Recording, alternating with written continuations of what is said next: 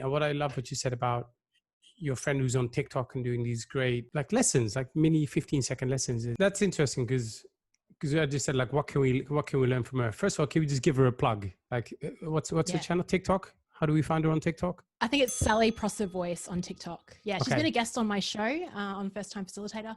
We spoke a bit about TikTok there. Engagement. What can we learn from YouTubers, TikTokers, Twitchers? What can we learn from them, do you think, for what we're trying to do? I think you alluded to the other week in terms of grabbing attention in the first, you said 7 seconds. On TikTok, it's actually a lot shorter than that. So it's all about curiosity. It's like 2 or 3 seconds you're going through. So something's got to happen that leaves you kind of hanging and wanting to watch more. It could be they throw out a question, or I think it's called a pattern interrupter. Think about anyone just scrolling the feed. Something's got to grab your attention. So it's going to be something a little bit different you're not expecting. That's actually how I start my face-to-face workshops, is with that same kind of, I talk about unpredictability to get attention. Yeah. So how can we be more predictable in our virtual workshops? And what do you do in your physical workshops then to create a bit of that surprise? Like, what do you do? Like, does an alarm go off when you start? What happens? Yeah. No. Well, I just think about what everyone else does. So think of a typical workshop. Everyone comes in, grabs a cup of tea or coffee, sits down. They wait. The facilitator's usually like getting their slides ready, putting up flip charts. Then when it's time, they'll walk up the front of the room and start and talk about themselves for a bit. Okay, so I something even simple is, while everyone's coming in, have a chat to them, start from the back of the room, don't even have slideshows on, start with the problem, like the reason you're here is, or don't you hate it when? Yeah.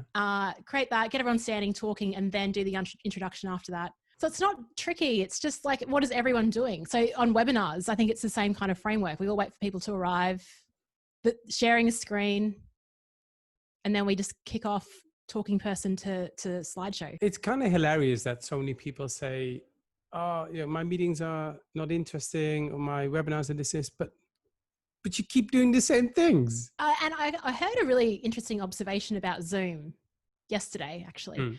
So when we all log into Zoom, we're all expecting the same thing. It's like, when you go to a workshop in a different environment, it sets a different tone. So if you're at a workshop by the beach, you kind of feel a bit more relaxed. If it's an evening event, you go into that with a different mindset. But it seems like with Zoom, we're all approaching it with this like, oh gosh, another Zoom call. We're in the same room, we're in the same environment, but how can we create, I don't know, a little bit of difference? And I've heard cool things like people are sending out physical items before calls. So I heard some execs were having a like strategy session, and they all got sent their favorite bottle of alcohol that they had to unpackage on the call. I was going to say that's simple, but it actually takes a lot of effort to do that.